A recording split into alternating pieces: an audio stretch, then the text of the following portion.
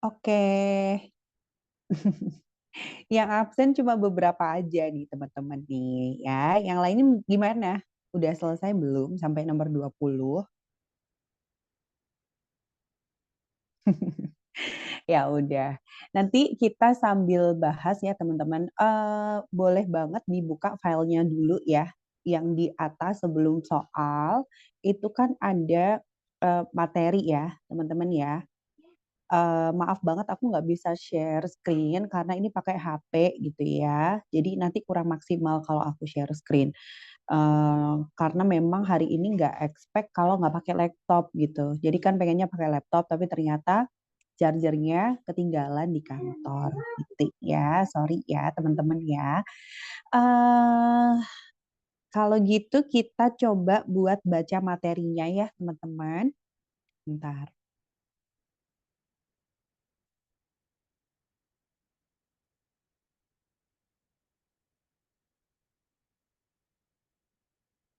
Boleh buat yang awal. Nih, buat yang awal di paragraf pertama sampai dengan contoh kata baku tidak baku boleh dibacakan oleh Alesa. Alesa ada sayang? Ada, Kak. Oke, sip. Alesa minta tolong sayang buat dibacain di paragraf pertama sampai A kata dasar sampai di contoh yang pertama aja sayang. Oke. A. Kata dasar. Kata dasar ditulis secara mandiri.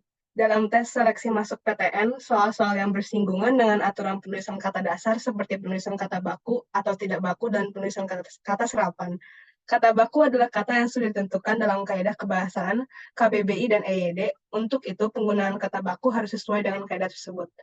Contoh, kata tidak baku, antri, cendikia, ekstrim, frustasi, hipotesa, ijazah, komplek, notulen, fikir, sekedar.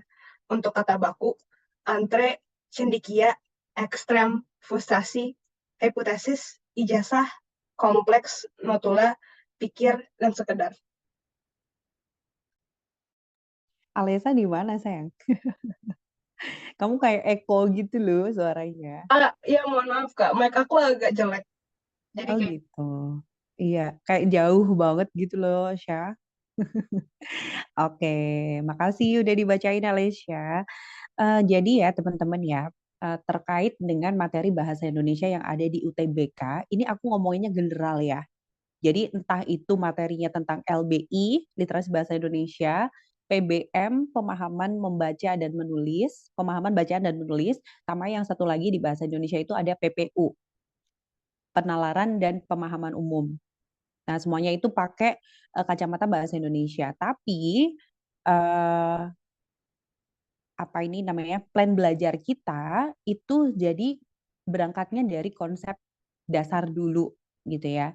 Jadi konsep bahasa Indonesia yang akan dipakai di UTBK itu mulai dari penulisan kata, terus nanti berjenjang ada frasa, terus nanti ada kalimat, ada makna dan lain sebagainya yang diharapkan kenapa kita harus mulainya dari konsep dasar dulu karena baik nanti LBI, PPU, PBM kalau kita basicnya udah siap nih materinya nanti akan mudah juga gitu ya. Jadi belajarnya nggak dipisah-pisah lagi kayak PBM sendiri, PPU sendiri, LBI sendiri enggak. Itu nanti ya. Kalau nanti materi basicnya udah kelar, baru kita nanti diplot-plotin gitu ya, di kotak-kotakin ini LBI, ini PPU, ini PBM, dan lain sebagainya.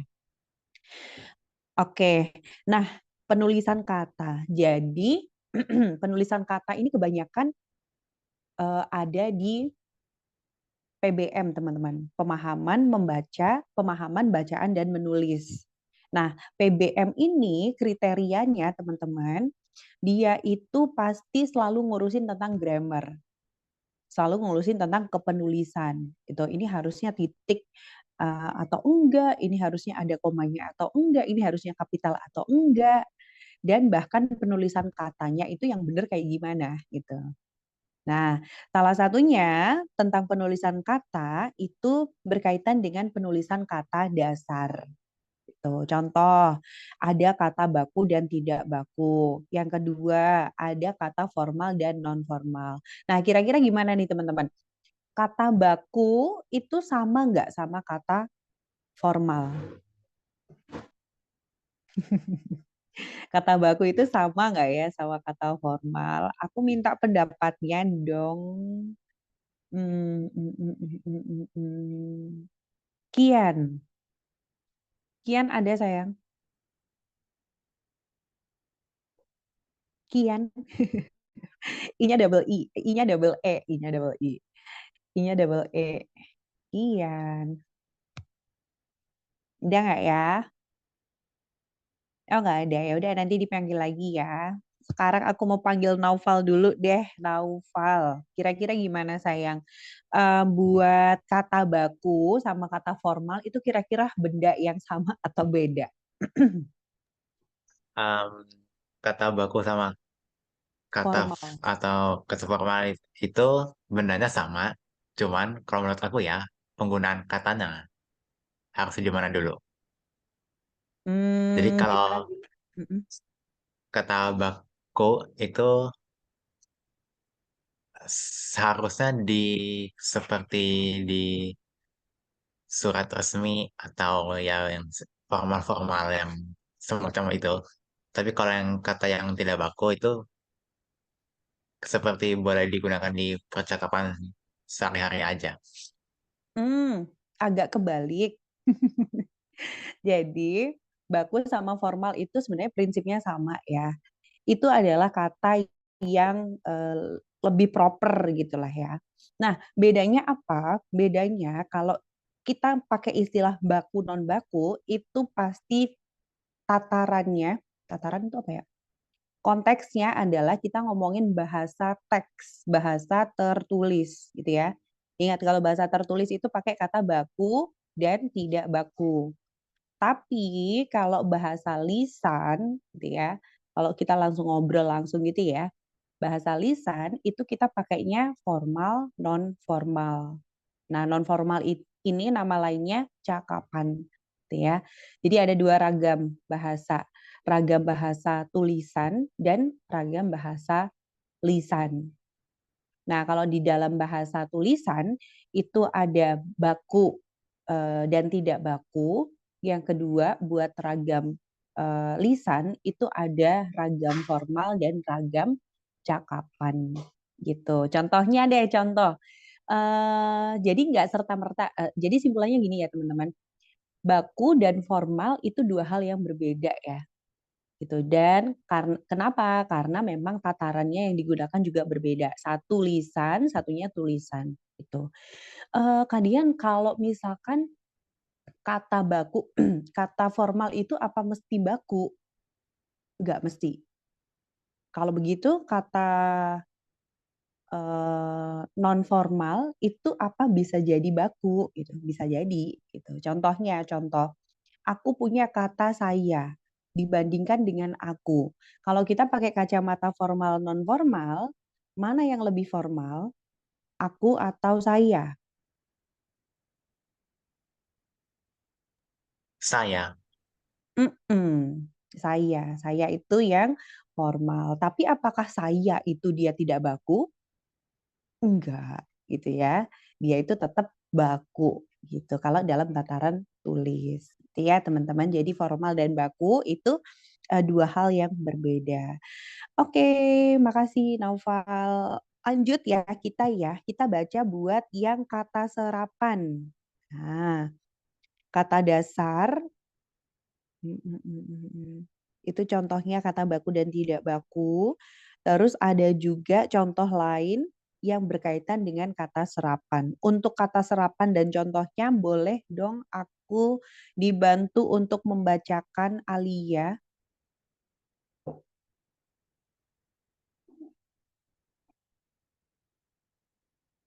Alia. Iya bener Kak. Oke. Nanti abis Alia aku tadi panggil siapa ya yang masih belum bersuara? Kian ya. Nanti aku balik lagi ke Kian ya sayangnya.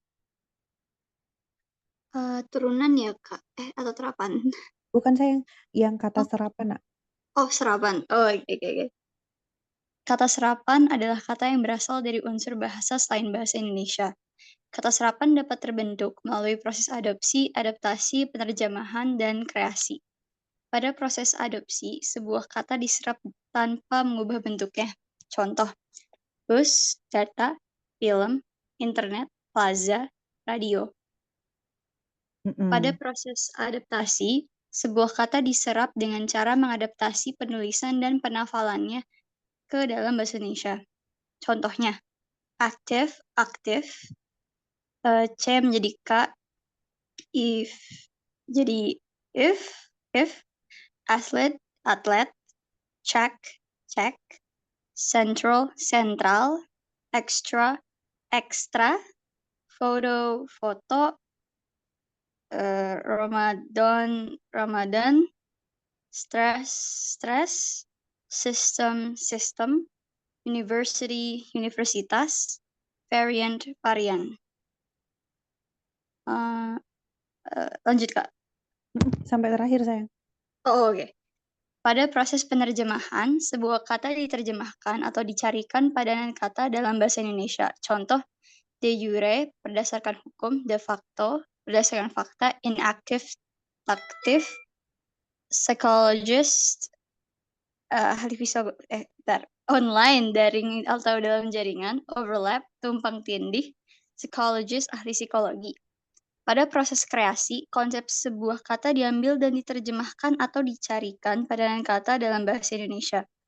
Meskipun sekilas sama dengan proses penerjemahan, proses kreasi lebih bebas dalam penerjemahan katanya.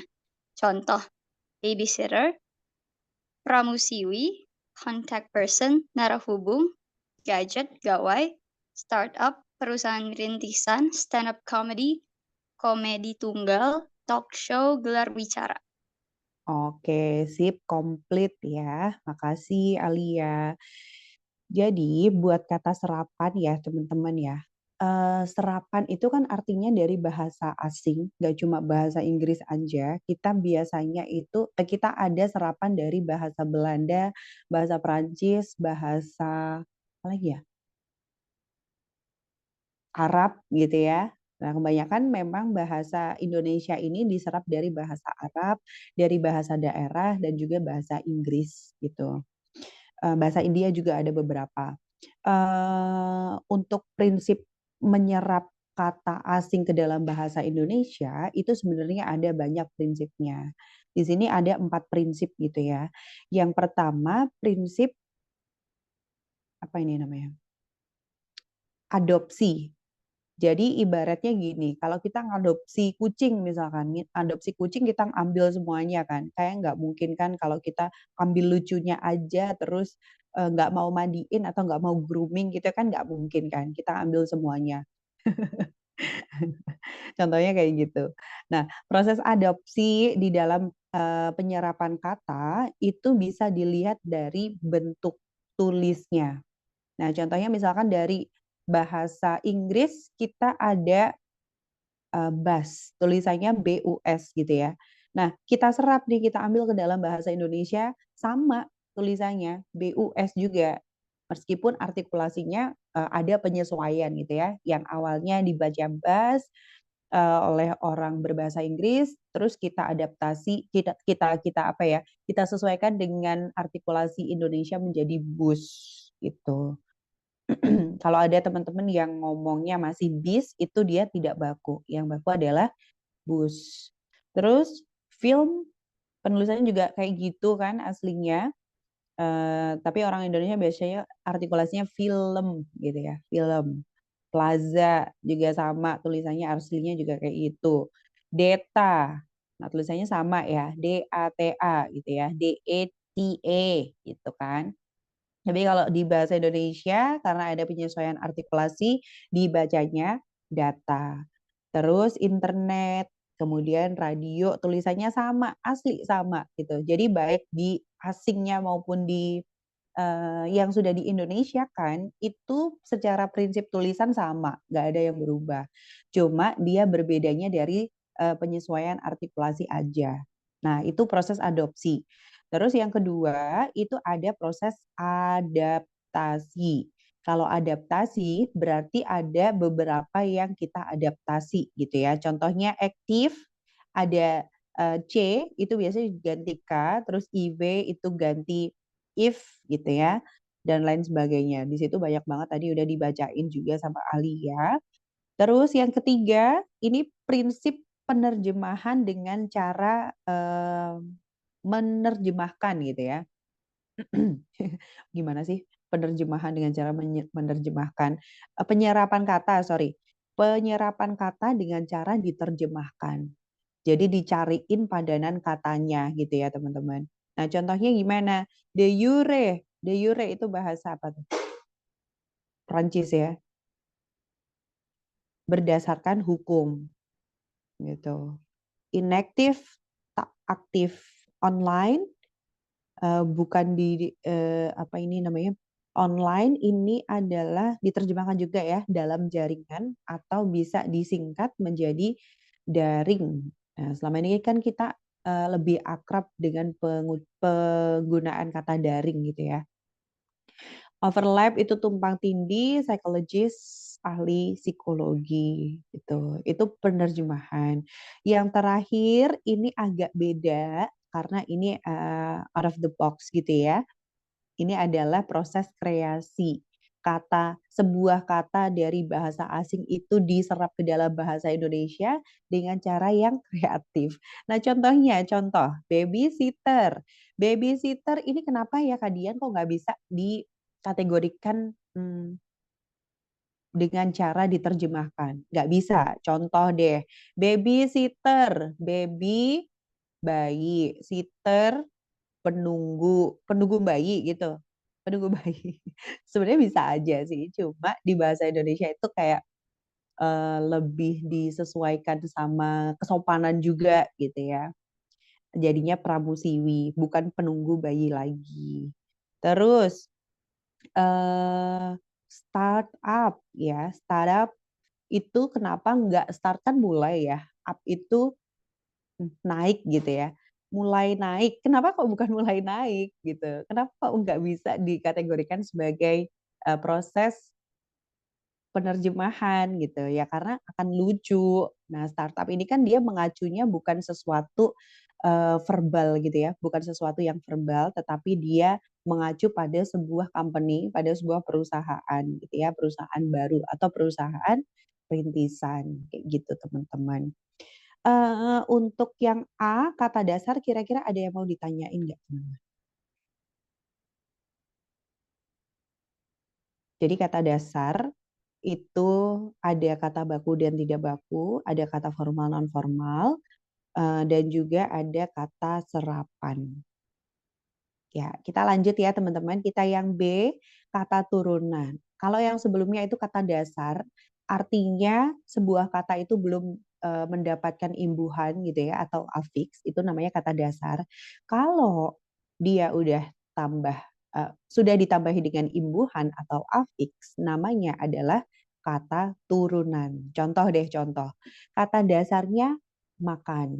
Kalau aku pengen nambahin dia kan jadi memakan. Nah, memakan itu adalah salah satu contoh kata turunan. Kayak gitu, teman-teman. Nah, buat lebih lengkapnya kita baca ya, teman-teman ya.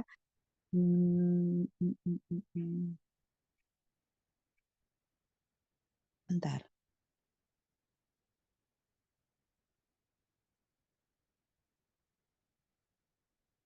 Oke, yang B boleh dibacakan sampai contoh yang pertama ya. Sampai contoh yang pertama aja, bolehkah dibantu oleh Kian, Kian. Halo Kak, Halo Kian. Tadi kemana Ki? nggak bisa di toilet Kak, maaf. Oh gitu. Oke Ki. Udah udah buka ininya kan ya filenya ya? Udah Kak. Oke. Nah, tolong dibantu ya buat baca kata turunan sampai contoh yang baris pertama aja. Oke. Terdapat 3 bentuk kata turunan. 1 kata berimbuhan, 2 bentuk terikat, 3 bentuk ulang, dan 4 gabungan kata.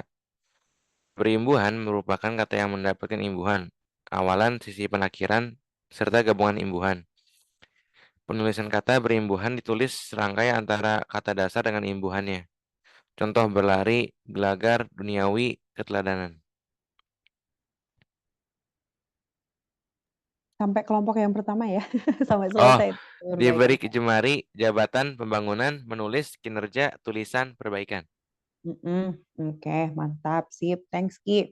Eh, jadi kata turunan itu nggak cuma kata yang diimbuhin afiks aja, gitu ya. Nah, ada kata berimbuhan. Kalau kata berimbuhan ya jelas ya kata dasar yang ditambahin dengan imbuhan. Terus yang kedua ini juga ada bentuk terikat. Kalau bentuk terikat gimana? Kata dasar ditambahin bentuk terikat. Yang ketiga ada bentuk ulang. Jadi kata dasar kemudian diulang bentuknya gitu. Terus yang keempat gabungan kata. Kalau gabungan kata ini nama lainnya, ayo ada yang tahu nggak? Gabungan kata itu nama lainnya apa? Huruf awalnya F. Ada yang tahu? Huruf keduanya R. Frase bukan Kak? Eh, Itu. eh, betul, Rara. Betul, frasa ya. Gabungan kata, kelompok kata itu nama lainnya adalah frasa. Frasa itu posisinya di atas kata dasar, di atas kata, gitu ya. Jadi kalau kata dia sendirian, jomblo gitu ya, itu namanya kata aja, kata. Tapi kalau ada temennya, ada pasangannya, baik dua, tiga, empat gitu ya, itu namanya frasa. Asal dia masih merujuk pada satu hal yang sama gitu. Biar lebih kebayang gini deh, aku punya kata mawar. Nah, mawar itu kan terdiri dari satu kata gitu ya, merujuk pada satu benda gitu ya. Kita ketika ada bunyi mawar, kita udah bayangin tuh, oh yang itu tuh bendanya ya kan.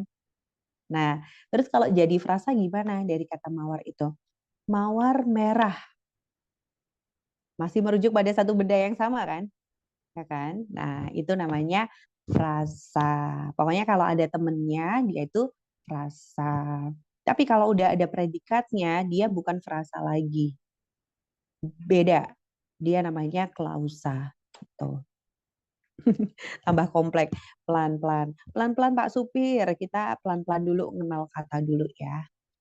Oke, nah di kata turunan ini yang pertama ada kata berimbuhan yang udah disebutin contoh-contohnya sama Kian gitu ya.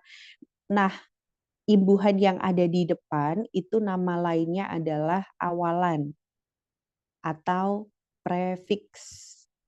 Prefiks itu contohnya ada ber, ada di, ada me, ada ter gitu ya. Berlari, diberi, menulis gitu ya. Terus ada juga imbuhan yang ada di tengah-tengah kata. Di tengah-tengah kata itu nama lainnya adalah sisipan atau infiks. Contohnya gelegar. Kata dasarnya apa tuh?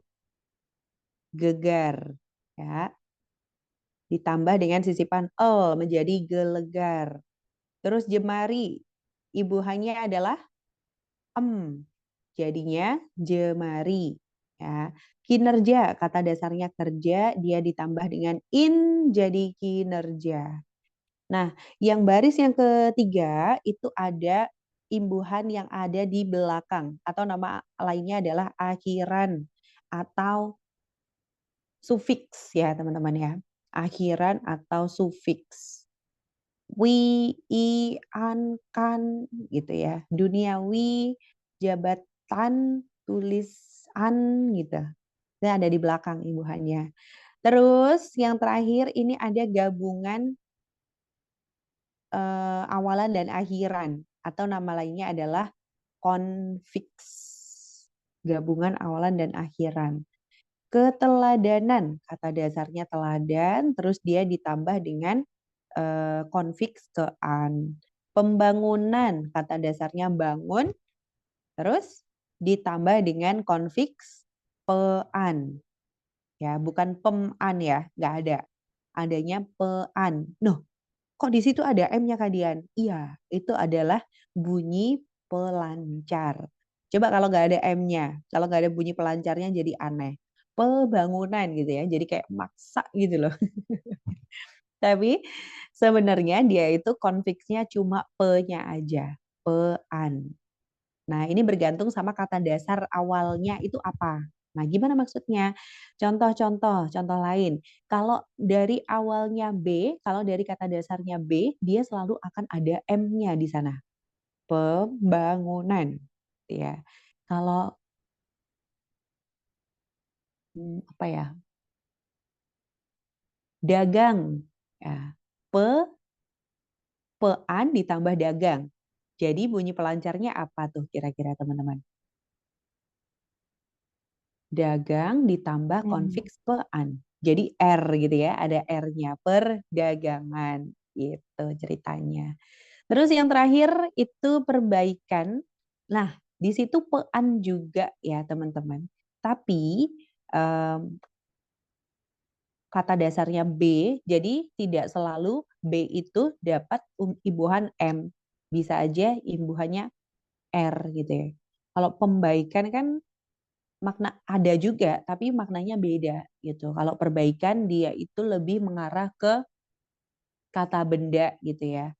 Kalau pembaikan itu lebih mengarah ke verbal atau aktivitasnya gitu. Lanjut kita yang kedua ya teman-teman. Ada contoh kata turunan bentuk terikat. Boleh dibacakan Rara deh.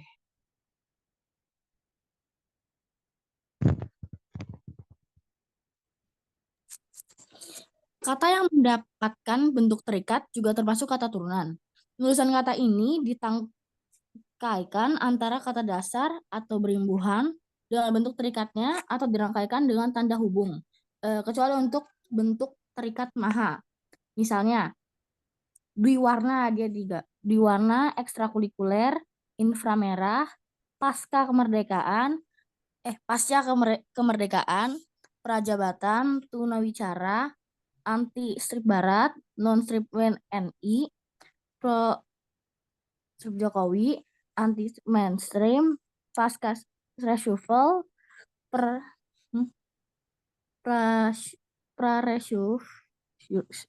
reshuffle, Maha Esa, Maha Kuasa, dan Maha Agung.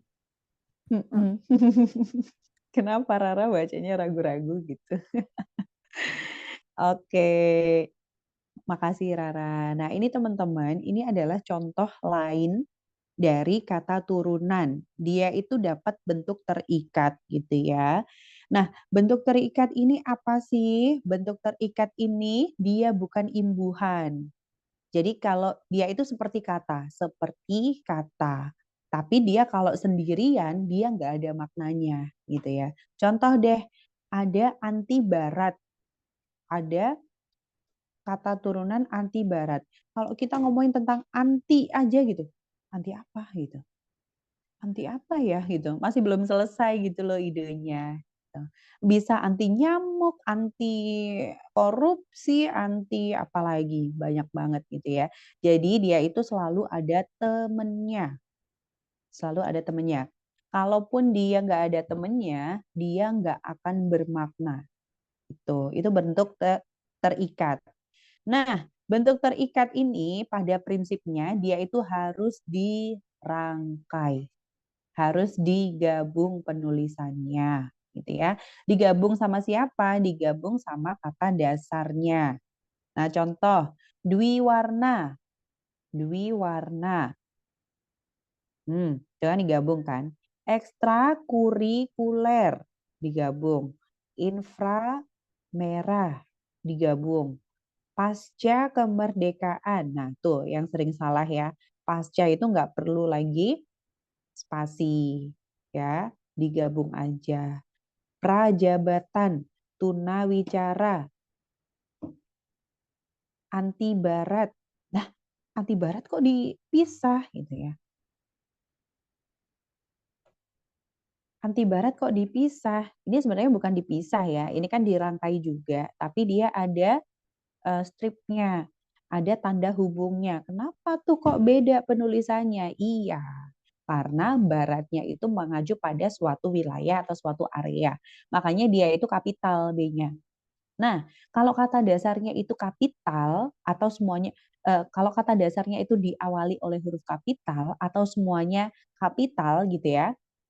Kalau semuanya kapital tuh contohnya kayak WNI di bawahnya. Itu wajib banget dikasih tanda hubung. Kan tadi kan prinsipnya buat kata turunan yang ada bentuk terikatnya itu kan harus dirangkai kan, kecuali kata maha. Jadi, kalaupun dia diawali oleh huruf kapital, harus ada stripnya, harus ada tanda hubungnya. Barat, WNI, Jokowi, mainstream. Nah, selain itu, selain kata dasarnya yang diawali oleh huruf kapital, kata asing, kata dasar asing itu juga harus diawali oleh huruf, harus dikasih strip gitu ya, atau tanda hubung. Nah, mainstream, reshuffle, itu harus dikasih tanda strip. Tuh. Nah, kalau nama Tuhan, Maha Esa, Maha Kuasa, Maha Agung, Maha Pengampun, Maha-Maha yang lainnya, itu wajib banget harus dipisah. Itu pengecualiannya ya teman-teman ya. Pengecualian yang lainnya ada lagi nggak, Kadian? Nggak ada, cuma Maha aja. Jadi maha apapun gitu ya, maha apapun yang mengacu pada penggantian nama Tuhan, dia itu harus dipisah gitu. Tapi kalau maha tetapi nggak mengacu pada nama Tuhan, gimana Kak Dian? Contohnya, mahasiswa gitu ya. Mahasiswa kan nggak mengacu pada nama Tuhan ya. Jadi mahanya kecil aja dan harus dirangkai gitu ya, nggak dipisah. Yang dipisah itu khusus wajib untuk maha yang mengacu pada nama Tuhan, kata ganti Tuhan. Lanjut, bentuk ulang. Bentuk ulang sama contoh-contohnya boleh dibacakan oleh tetetetetet Adriani.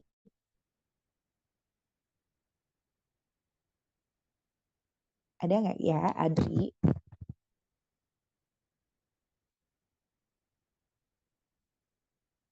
Adriani.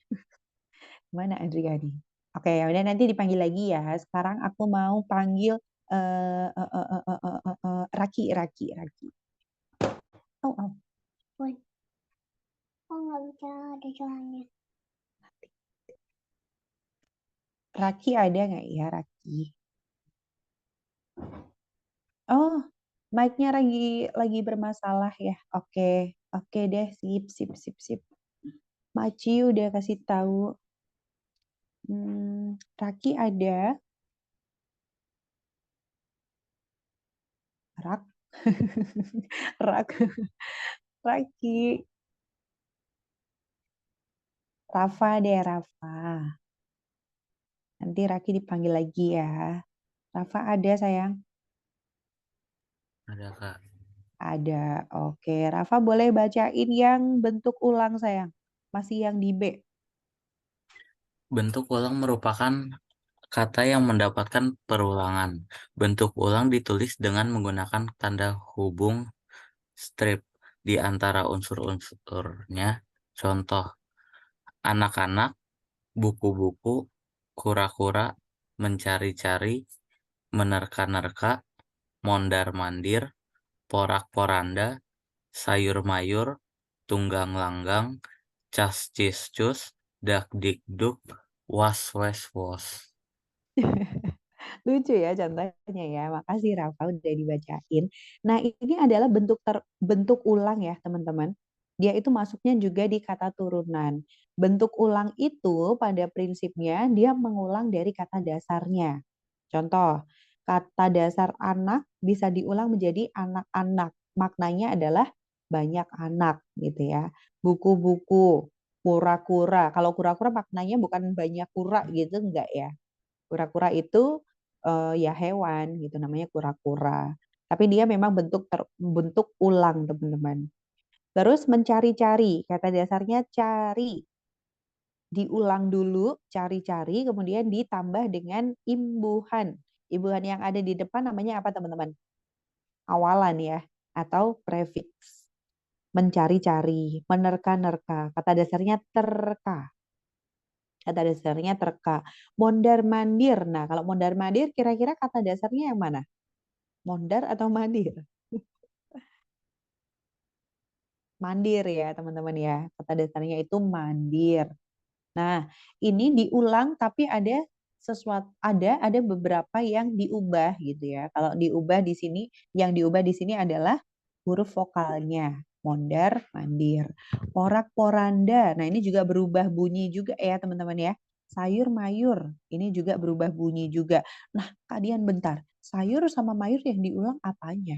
Iurnya. Kok beda banget gitu. Begitu juga dengan porak-poranda. Nah, ini gini teman-teman. Pengulangan itu tidak melulu sama dengan kata dasarnya gitu. Ada prinsip bentuk pengulangan beda suara. Ada prinsip pengulangan beda kata gitu. Batasannya adalah kalau dia masih mengacu pada satu aktivitas atau satu benda aja, itu masih tergolong di bentuk terulang, bentuk ulang gitu ya. Sayur mayur. Coba kalau kita pisahin sayur, spasi mayur. Apakah ada kata mayur? Nggak ada kan? Nggak ada. Mayur itu akan selalu nempel sama sayur. Itu. Tunggang langgang. Oke. Yang terakhir, gabungan kata boleh dibacakan oleh Bonita.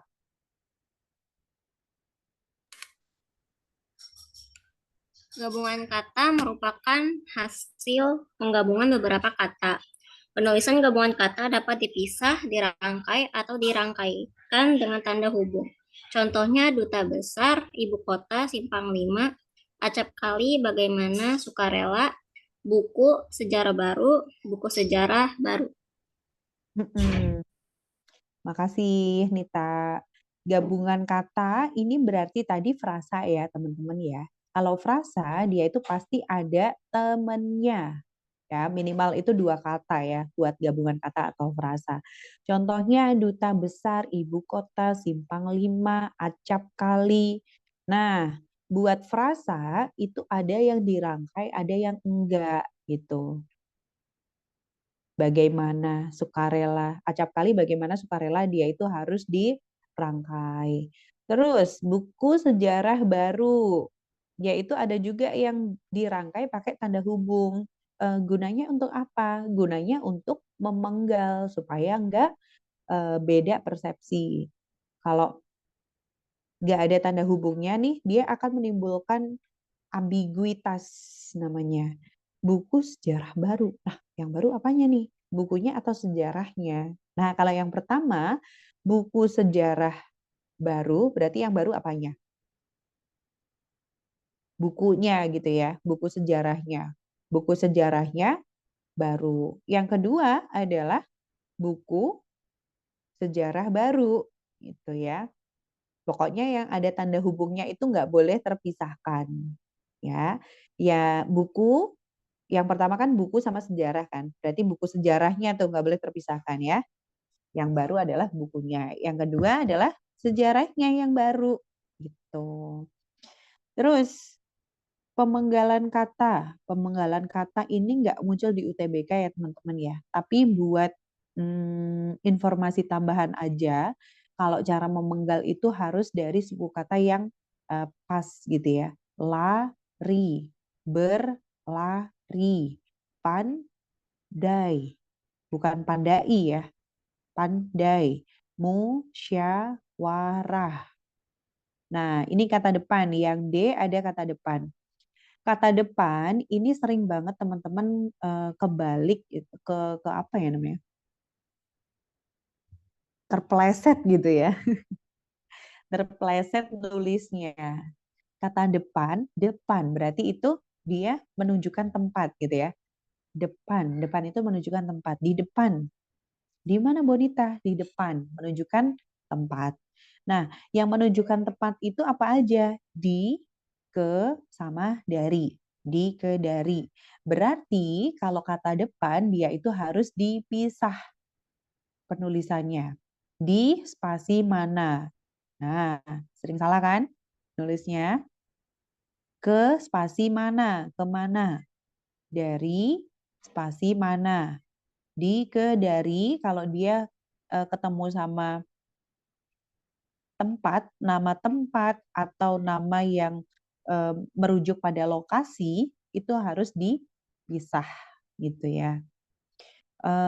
Partikel ini muncul juga di UTBK teman-teman.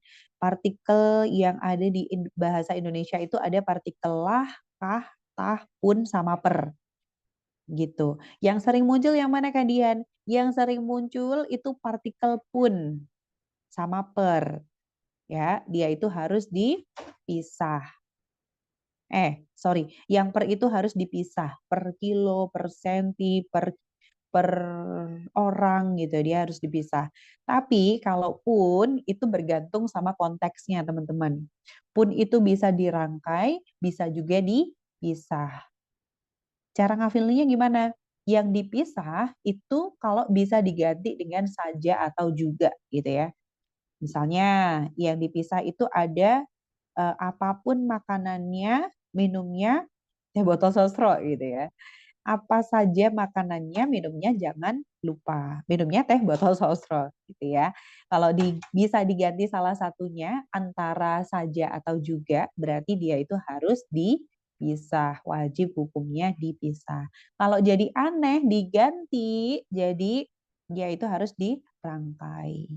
Meski saja sibuk. Lah, kan agak aneh ya. Meski saja sibuk. Meskipun sibuk kan beda tuh maknanya. Gitu teman-teman.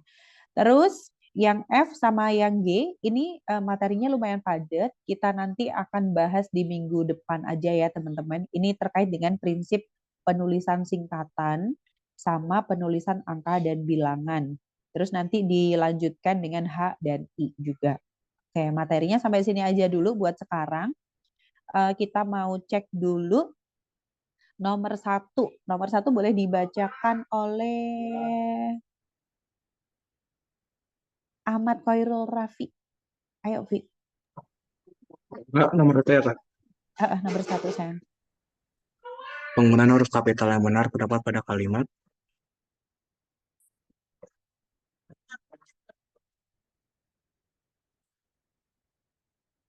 Kalau saya yang D. Yang mana, Vi? Yang D? Iya. Yang D, coba kita cek ya. Pegunungan yang membentang di dataran Sumatera itu bernama Bukit Barisan. Berarti yang A salah dong, yang A, B, C, E salah dong, Vi. Yang A salahnya di mana, Vi?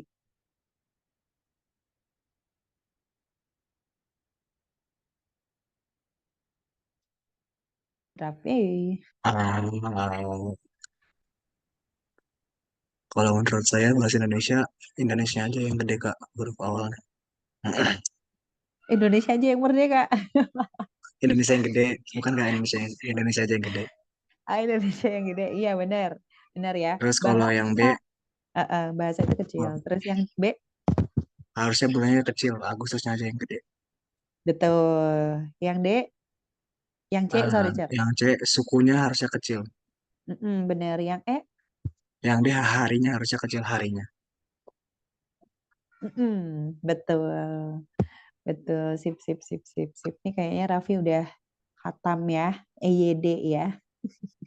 Insya Allah. Amin. Insya Allah. Jadi teman-teman, yang apa itu namanya, subtes yang sangat memperhatikan penulisan itu subtes PBM. Nah, penulisan itu gimana kalian cara belajarnya? Cara belajarnya kita pakai EYD sama KBBI. Jadi misalkan nih kalian kalau ada soal-soal UTBK nih kalian coba aja. Misalkan kalau ragu-ragu cek aja di KBBI gitu. Kalau berkaitan sama penulisan diceknya di EYD. Semuanya bisa diakses secara daring kok gitu. Nggak harus beli bukunya. Oke, benar ya teman-teman kalau ada nama hari, nama bulan, nama tahun, nama apalagi masa gitu ya, itu nggak perlu kapital. Jadi yang kapital itu nama harinya aja, nama bulannya aja, nama tahunnya aja, nama masanya aja. Begitu juga nama bahasa, suku gitu ya, bangsa itu nggak perlu kapital. Yang kapital namanya aja, identitasnya aja gitu. Benar nomor 1D. Ada yang benar lagi nggak? Boleh raise hand dong yang benar. Oke, buat teman-teman yang oke, Rara benar. Buat teman-teman yang belum tepat, coba ya kita wih, ada yang raise hand lagi. Oke, sip. Mantap. Naufal juga benar. Oke. Nomor 2. Siapa nih?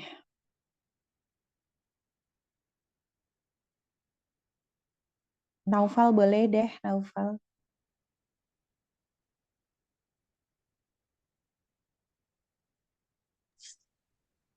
Yang nomor 2 ya, Kak. Nomor 2, sayang. Huruf kapital dipakai dengan huruf pertama petikan langsung di bawah ini. Semuanya benar kecuali yang apa yang kau makan itu, kata ibu. Betul, betul sekali Naufal. Jadi kalau petikan langsung itu buat mengapit pembicaraan langsung gitu ya. Meskipun dia itu bukan ada di awal kalimat, letaknya ada di tengah kalimat, itu harus banget kapital awal katanya gitu. Contohnya yang A tuh. Adik bertanya, kapan kita pulang? Nah, K-nya itu kan kapital. Itu benar. Memang seperti itu penulisannya. Yang kedua, Bapak mau nasihatkan. Nah, ini kan hampir sama ya dengan yang di atas. B-nya kapital benar. N-nya kapital. Kenapa? Karena menyapa. Terus yang C, kemarin engkau terlambat. Nah, ini mengawali kalimat ya, teman-teman ya. Ini K-nya juga kapital benar. Yang D, besok pagi. B-nya kapital benar. Nah, tapi ada lanjutannya nih. Dia akan berangkat. Loh, kok nggak kapital? Iya, karena kan memang sudah diawali itu. Ini kan hanya bentuk lanjutannya aja.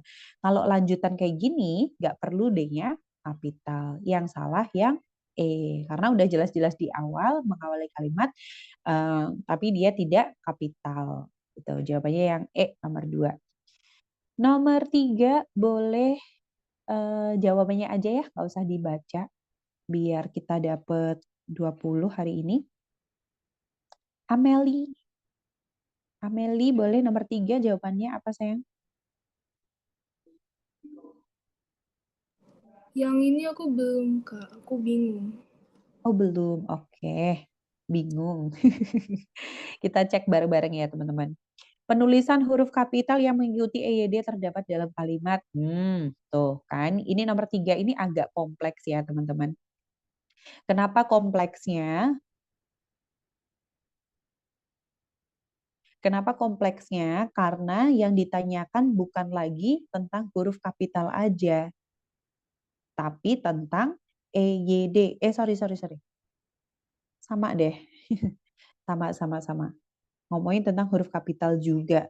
Coba kita cek mulai dari yang A. Senin malam, S-nya nama hari dan juga mengawali kalimat, ya. S-nya benar. S-nya benar kapital. Terus aliran kali putih. Kali putih itu adalah nama tempat ya, benar ya, nama sungai. K-nya kapital, P-nya kapital benar.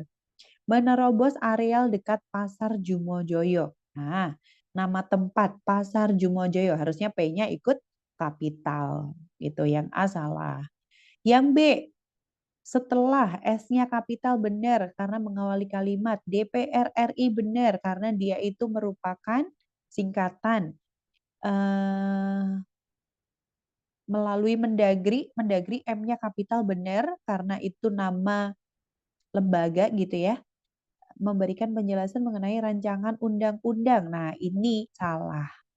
Rancangan undang-undang harusnya R-nya ikut kapital. Yang B salah.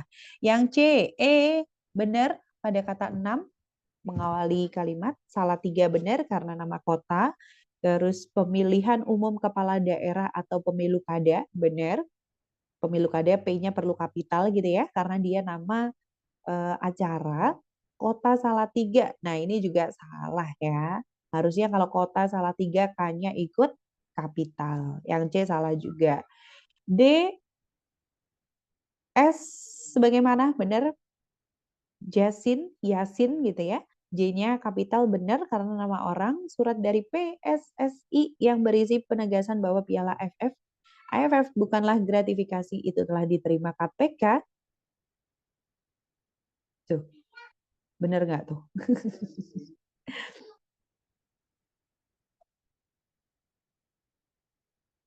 Berisi penegasan bahwa piala AFF bukanlah gratifikasi itu.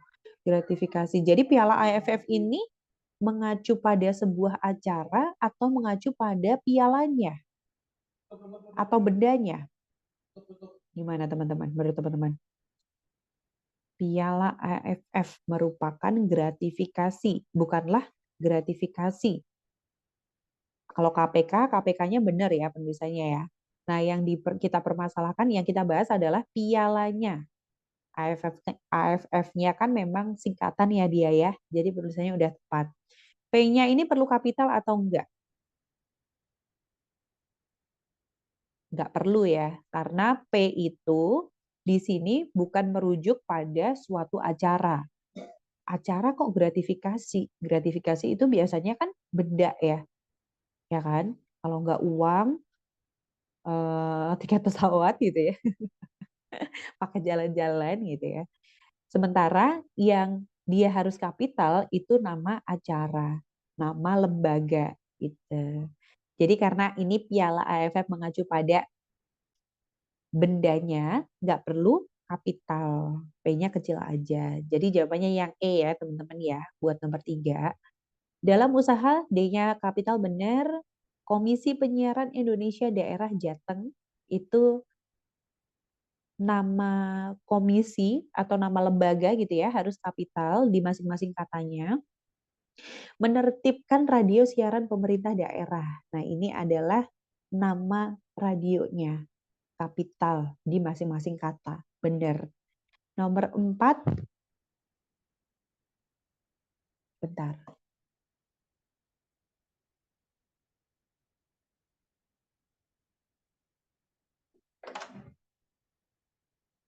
Ayah, gini.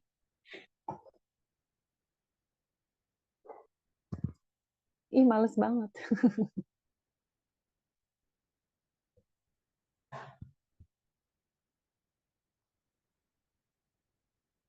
Sorry, iklan kawan-kawan. Nomor 4, boleh nggak aku tahu jawabannya? Kalau ini Ameli udah jawab belum nomor 4 sayang? Nomor 4. Udah. Udah. Apa itu jawabannya nomor 4? Yang A bukan Kak. Yang A, coba ya kita cek ya. Kalimat berikut ditulis dengan huruf kapital yang benar, kecuali berarti kita akan nyari yang salah ya teman-teman. Yang A, apakah itu salah? Bila berkunjung ke Makassar, M-nya benar ya, kapital ya. Ibu kota Provinsi Sulawesi Selatan, benar. Jangan lupa mampir ke Toko Cenderamata. Toko Cenderamata. Ini benar loh. Toko Cenderamata C-nya kecil, M-nya kecil. Kenapa? Karena ini tuh nggak menyebutkan nama tokonya, tapi toko yang menjual cenderamata gitu aja. Yang A benar, berarti bukan yang A jawabannya. Ada jawaban Kalau lain gitu teman-teman? yang C. Yang C? Langsung direvisi ya. Coba yang C, kebebasan dapat Anda. Anda bisa, A-nya kapital, karena langsung ngajak ngomong gitu ya.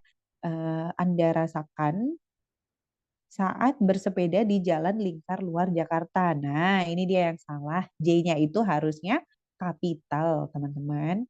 Ya kan? Karena kan ada nama jalannya tuh.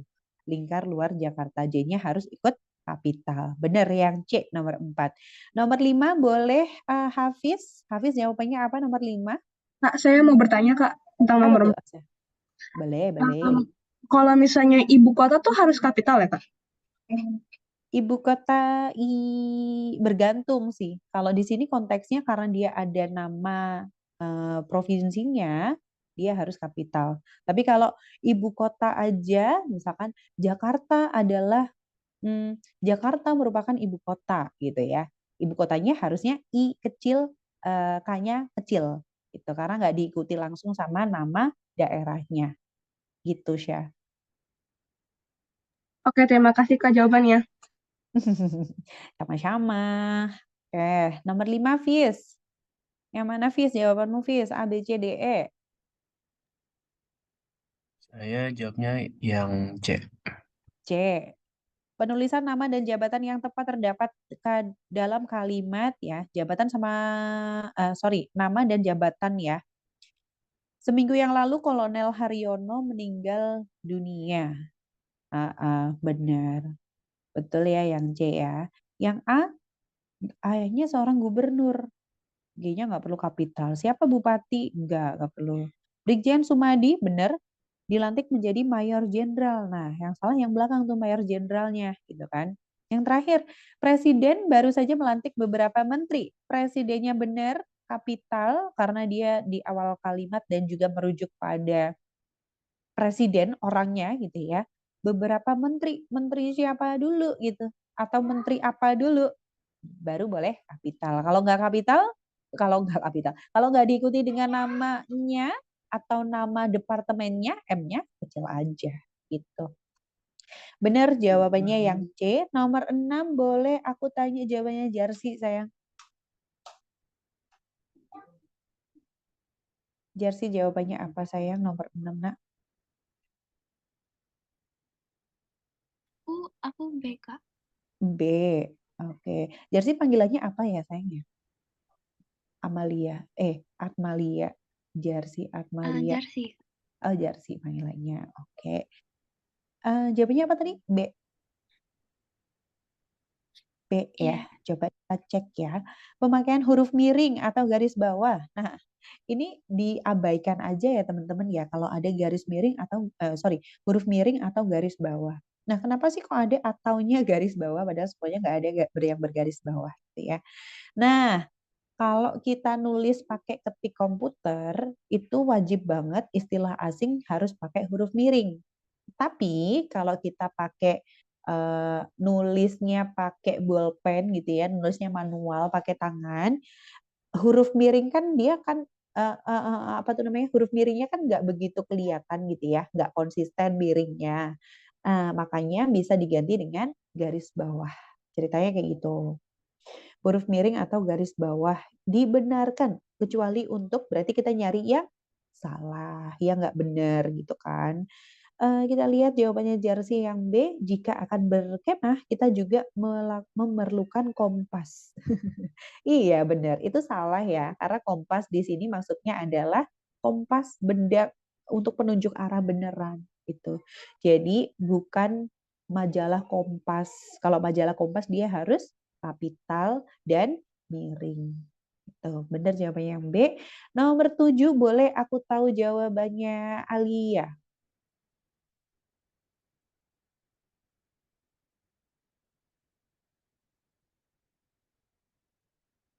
Alia jawab apa ya nomor 7 ya?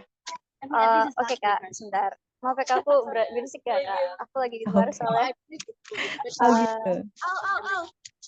Pemakaian huruf miring atau garis bawah dibenar kecuali untuk A, nama orang atau nama instansi atau lembaga. Oke. Udah ada yang goda-godain ya. Al, lagi di mall nih kayaknya ya. Bentar lagi nonton apa Al? Menonton apa Al? Coba nih jawabannya Alia yang A, pemakaian huruf miring atau garis bawah dibenarkan kecuali untuk, berarti kita nyari yang salah. Nama orang, nama instansi, nama lembaga. Nggak perlu miring ya. Kalau namanya, even namanya orang asing pun kita nggak perlu dimiringin. Itu. Nama instansi juga ya. Contohnya di WHO gitu ya. WHO itu kan kepanjangannya kan masih dalam istilah asing. Karena dia nama lembaga atau nama instansi itu nggak perlu kita miringin gitu ya.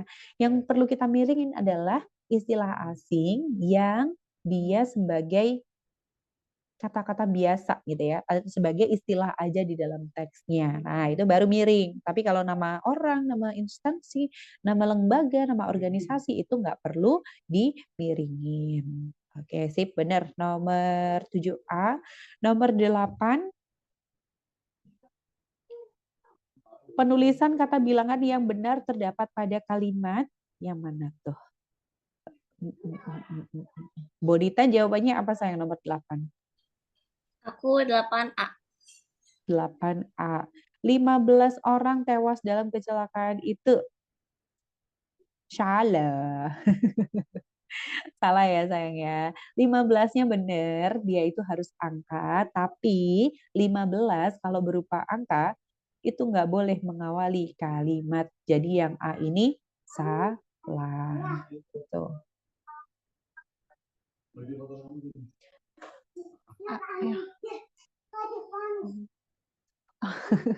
Bolak-balik deh.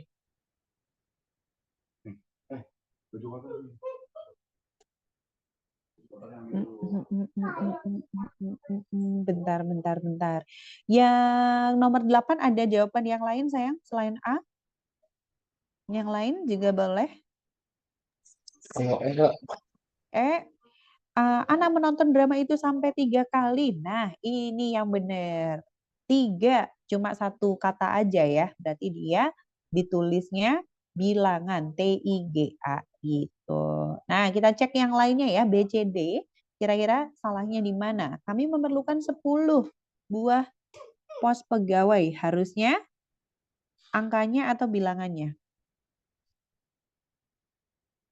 Harusnya bilangannya ya. Karena 10 itu cuma satu kata, bukan 2 kata. Se dan puluh gitu nggak ada. Ya, satu kata aja. Berarti dia itu harus dipilih salah satu aja, yaitu 10-nya yang berupa bilangan. Yang C, menyiapkan uang 1000-an. Nah, 1000 itu benar ya, 1.0 ya 3 kali. Tapi kalau ada an-nya, itu wajib banget ada stripnya, ada tanda hubungnya. Yang D, 250 orang. Nah, ini lebih dari 2 kata. Kalau lebih dari 2 kata harus pakai angkanya aja. Dan kalau udah diubah menjadi angka, nggak boleh lagi menjadi awal kalimat. Nah, solusinya gimana dong Pak Dian? Bisa diubah ya, bisa dibalik. Nah, misalkan orang yang diundang pada pertemuan malam itu sebanyak 250 gitu ya. Angka, pakai angka. Atau gini, kalau yang A kan tadi juga nggak boleh ya 15-nya untuk mengawali kalimat. Bisa jadi kayak gini, sejumlah 15 orang tewas dalam kecelakaan itu. Ditambahin dengan sejumlah. Supaya yang mengawali kalimat itu bukan berupa angka, melainkan kata-kata. Yuk, nomor 9 lanjut. Jawabannya apa Najah? Nomor 9.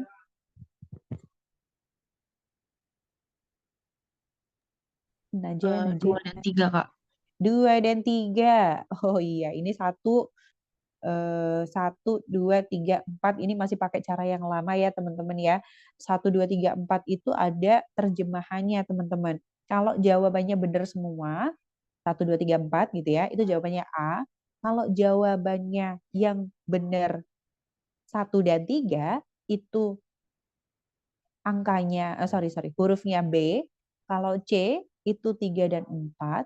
Kalau D itu nomor 4 aja. Kalau E itu salah semuanya. Mau diulang? Jadi kalau A itu benar semuanya. Kalau B itu 1 dan 3.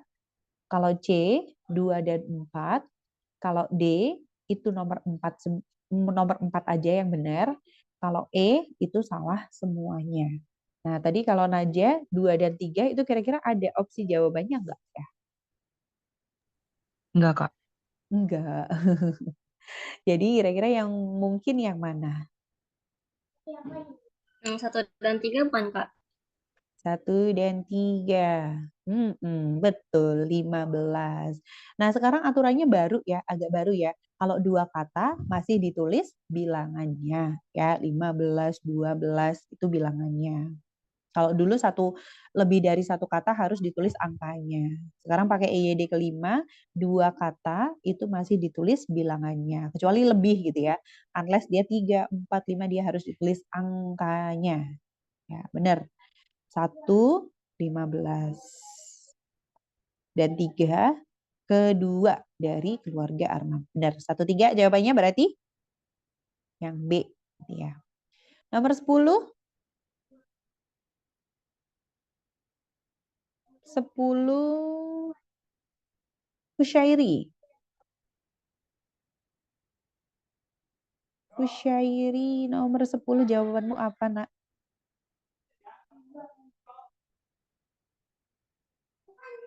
Syairi nomor 10. Jawabanmu apa?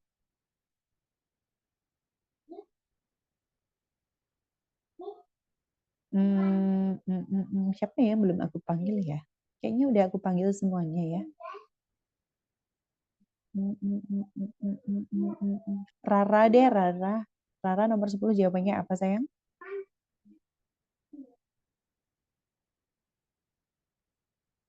Nomor 10. Penulisan bilangan yang salah terdapat dalam kalimat yang mana? 50 meter, benar. 1.200 benar, pakai angka. Yang C? Mana tuh?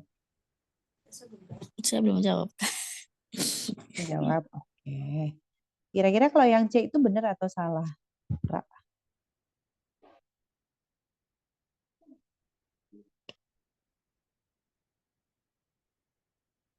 Pada pukul benar ya, itu ya. Di gedung, tapi ada yang salah itu. Yang salah stripnya harus panjang, bukan pakai tanda hubung, melainkan dia harusnya tanda pisah. Yang lebih panjang itu loh. Itu maksudnya adalah sampai dengan. Di gedung 5, benar, karena nama ya, namanya nggak perlu diubah. Jadi LIMA gitu nggak perlu. C benar juga. Yang D? Benar. Yang E? Salah. Salahnya adalah karena di sini kan ada rincian ya. Menjadi 12 juta. 12 kan benar kan? Dia harus kata-kata, harus bilangannya. Tapi kalau ada perincian yang lainnya, dia wajib banget ditulis angkanya. Tuh, di bawah ada 8,2 juta. Terus dan 6,5 gitu ya. Jadi 12 terus 8,2 itu semuanya harus diseragamin. Kalau pakai angka, angka semua. Kalau pakai huruf, huruf semua gitu. Tapi better memang pakai huruf semua, tapi better pakai angka semuanya. Yang salah yang itu. Terus nomor 11, penulisan kata bilangan dalam kalimat berikut benar kecuali berarti yang salah ya. Penulisan bilangan 3, 2/3 adalah benar. Pada halaman, nah ini. Kalau dia tidak menyatakan jumlah, dia nggak boleh ada titiknya. Kalau cuma mau mengadres doang, ini halaman ini nih. Nggak perlu ada titiknya. Yang B yang salah ya, karena ada titiknya. Nomor 12, penulisan bilangan dalam kalimat yang sesuai aturan EYD. RP 50.000, benar ya. RP-nya nggak usah ada spasinya, terus di belakang nominal harus ada koma 00. Yang B, sebanyak 96, ada 3 kata, berarti harus ditulis angkanya. Yang sesuai ya, yang sesuai yang A ya. Udah ketemu yang A, nomor 12. Nomor 13,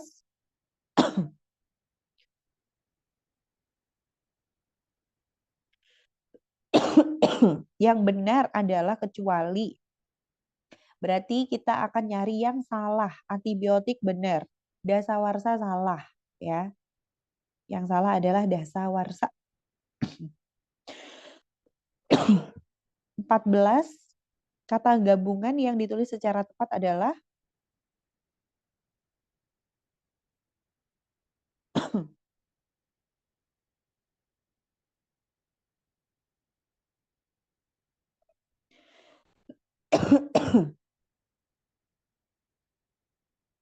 yang A, model linear, orang tua, olahraga.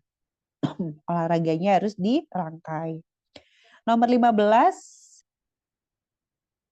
unsur serapan yang benar kecuali, berarti yang salah. Yang B, akuarium, kwitansi, sintesis. Harusnya akuarium, kuitansi, sintesisnya udah benar harusnya.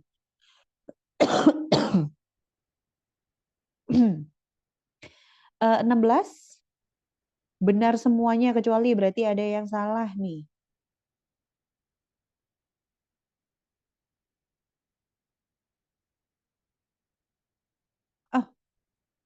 Teman-teman, kita lanjut dulu aja ya teman-teman ya. Sebenarnya udah maghrib sih. Kita lihat jawabannya aja. Nomor 16 itu jawabannya yang gabungan kata di bawah ini yang benar semuanya kecuali. Berarti ada yang salah ya.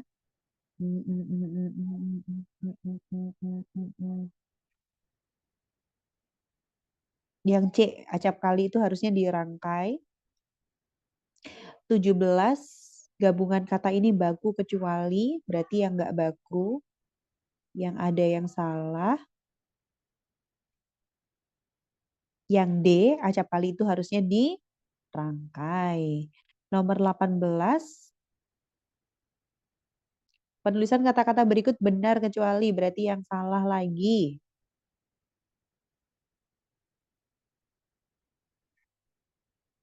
Yang E, aktivitas itu harusnya pakai V, ya.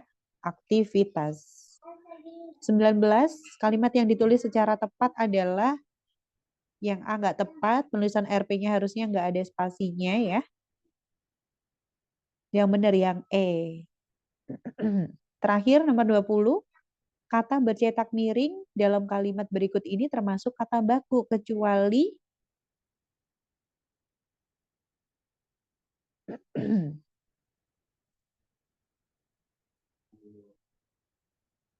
baku kecuali, berarti yang nggak baku ya. Yang nggak baku. Yang nggak baku. Yang nggak baku yang C. Ekstrim harusnya ekstrem. Gitu. Nomor 21 sampai nomor 45 nanti boleh banget dikerjain ya teman-teman ya. Harus disempetin dikerjain nomor 21 sampai 45. Nanti boleh banget japri aku untuk jawabannya. Nanti baru kita bahas di minggu depan. Gitu. Oke, teman-teman. Nanti kalau ada pertanyaan boleh banget ke grup atau japri aku ya, teman-teman ya.